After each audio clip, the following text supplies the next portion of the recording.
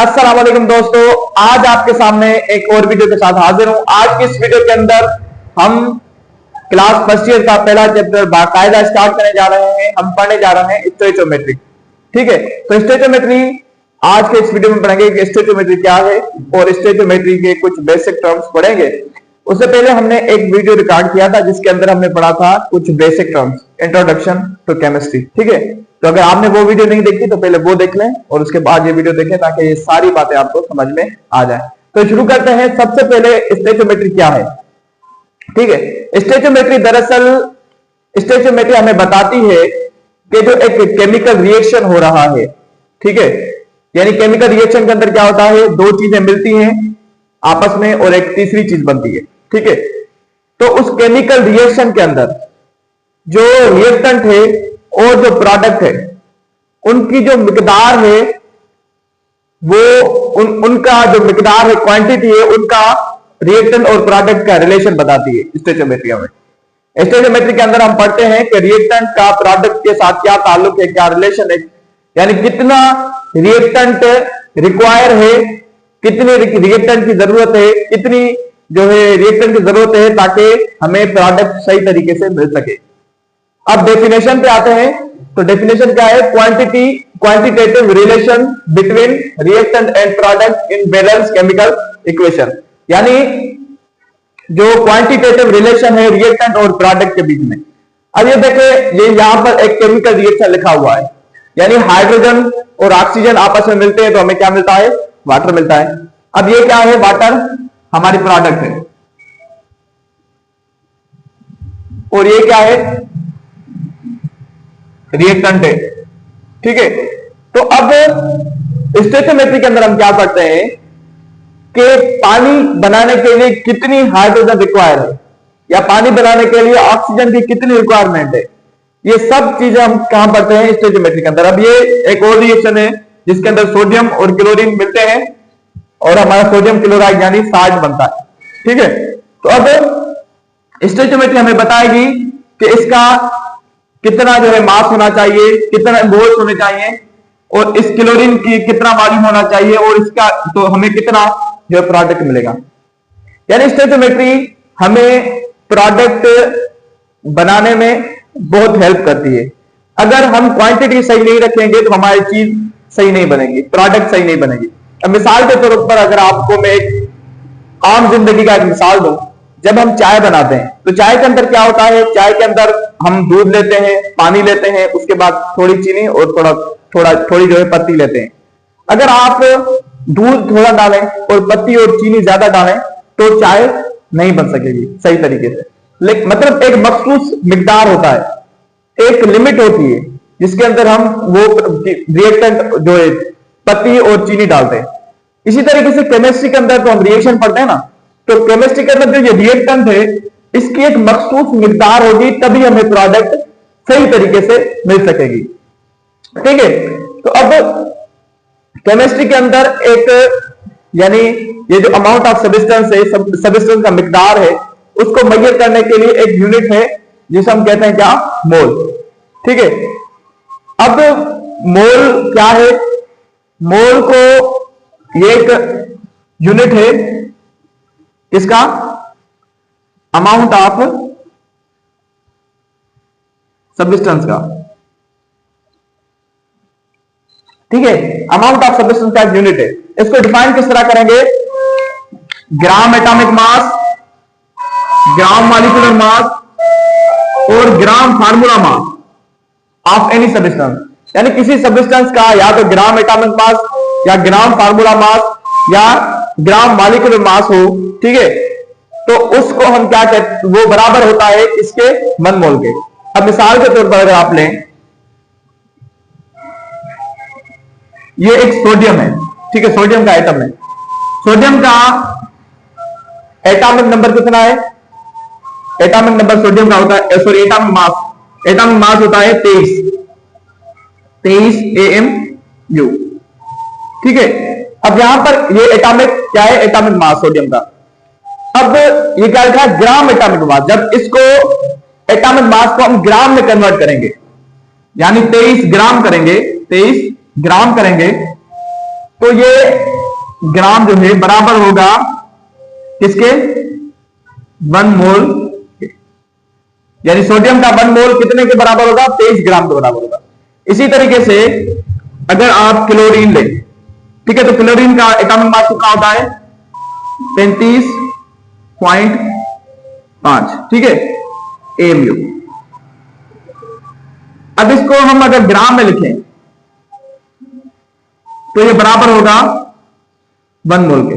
यानी atomic mass को अगर हम ग्राम में लिखें तो वो क्या होगा? 1 मोल के बराबर होगा। इसी तरीके से दूसरी बात, ग्राम मॉलिक्यूलर मास। अब मॉलिक्यूलर मास क्या होता है? मॉलिक्यूलर मास आपने 9th क्लास के अंदर पढ़ा होगा कि मॉलिक्यूलर मास को कैसे डिफाइन करते हैं, ठीक है। या फिर अगर आपने नहीं पढ़ा तो एक हमारी वीडियो है मॉलिक्यूलर मास की, आप वो देख लें ताकि आपको मॉलिक्यूलर मास समझ में आ जाए, ठीक है। तो मॉलिक्यूलर मास क्या है? अब मिसाल के तौर पर ये एक पानी का मॉलिक्यूल है। क्या है? पानी का मॉलिक्यूल है।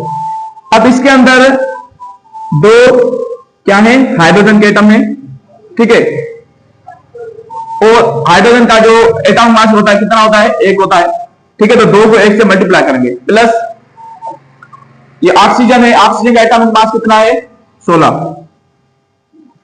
यानी जो मॉलिक्यूलर, अब मैं आपको सिंपली बता देता हूं कि जो मॉलिक्यूलर मास होता है ना, वो किसी भी मॉलिक्यूल के अंदर जो एटम है उनका जो सभी एटम का जो एटॉमिक मास है उसको जब ऐड करते हैं तो हमें मॉलिक्यूलर मास मिलता है। अब यहां पर हाइड्रोजन का एटॉमिक मास कितना है? 2, ठीक है। और ऑक्सीजन का जो है कितना होता है? 16। तो हमारा टोटल कितना होगा? 18 AMU। अब ये हमारा हो गया वाटर का, क्या हो गया? वाटर का मॉलिक्यूलर मास। इसको अगर हम ग्राम में लिखें, यानी 18 ग्राम लिखें, तो ये हमारा क्या बराबर होगा? 1 मोल के बराबर होगा, ठीक है। इसी तरीके से अगर आप एक और मिसाल लें सोडियम क्लोराइड की, ठीक है, ये एक क्या है? मॉलिक्यूल है साल्ट का, यानी सोडियम क्लोराइड, ठीक है। अब सोडियम का एटॉमिक मास कितना होता है? 23, प्लस में क्लोरीन का कितना होता है? 35.5, ठीक है। तो हमारा टोटल कितना होगा? 58.5। इन दोनों को ऐड किया तो हमारा क्या हुआ? 58.5। 58.5 को अगर हम ग्राम्स में लिखें, 58.5 को ग्राम्स में लिखें तो ये बराबर होगा 1 मोल। यानी सोडियम क्लोराइड का के 58.5 ग्राम 1 मोल के बराबर होंगे, ठीक है। तो यानी 1 मोल जो होता है उसको हम क्या कैसे डिफाइन करते हैं? ग्राम एटॉमिक मास, ग्राम मॉलिक्यूलर मास और gram formula mass of any substance, ठीक है। और ये जो मोल है ये क्या है? अमाउंट ऑफ सब्सटेंस का एक यूनिट है, ठीक है। तो ये नोट कर ले, तो आगे चलते हैं। तो अब आगे चलते हैं, ठीक है। तो मोल को हमने पढ़ा, मोल को समझा। अब चलते हैं एवोगैड्रो नंबर, ठीक है। अब ये एवोगैड्रो नंबर है, ये क्या है? The number of particle present in 1 mole of any substance, ठीक है।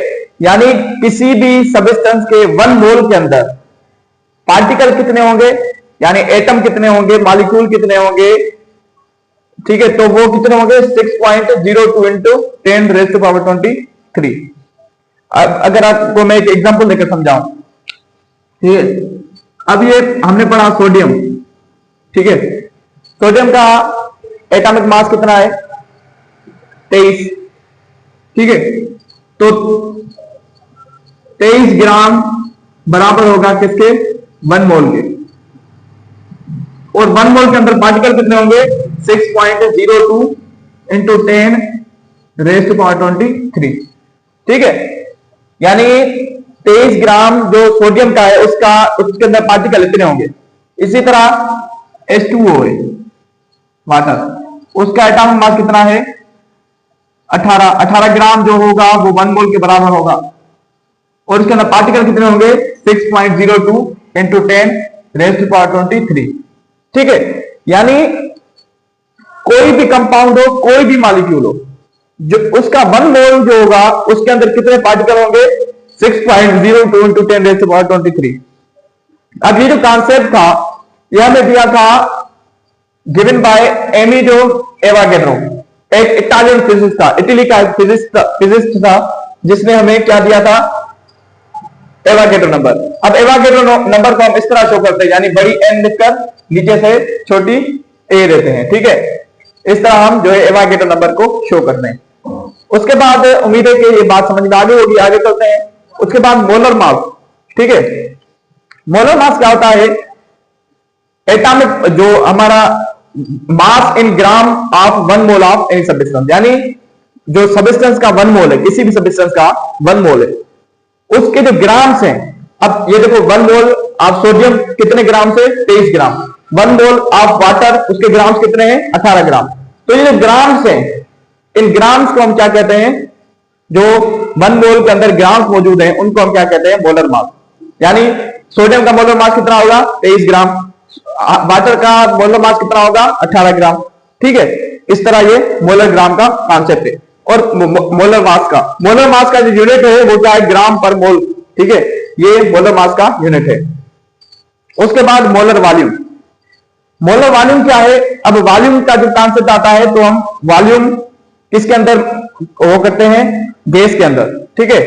क्योंकि गैस का जो हम मास है वो मेजर कम करते हैं, बल्कि उसके जो हम प्रायोरिटी देते हैं वो किसको देते हैं, वॉल्यूम को। जब गैस की बात आती है तो हम वॉल्यूम की बात करते हैं।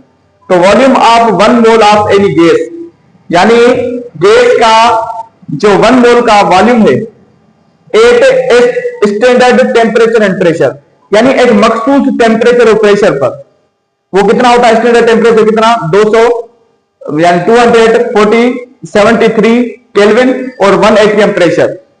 टेम्परेचर कितना हो, 273 केल्विन और प्रेशर कितना हो, 1 एटीएम। तो इस टेम्परेचर और प्रेशर पे 1 मोल ऑफ गैस के 1 मोल का जो अपना 1 मोल का जो वॉल्यूम होगा वो हमारा क्या कहलाएगा, मोलर वॉल्यूम। वो हमारा मोलर वॉल्यूम कहलाएगा। मोलर वॉल्यूम का जो यूनिट होता है वो क्या होता है, मोल पर डीएम क्यूब, ठीक है। अब एक आइडियल गैस, यानी ऐसी गैस जो इमेजिनरी गैस है, ठीक है।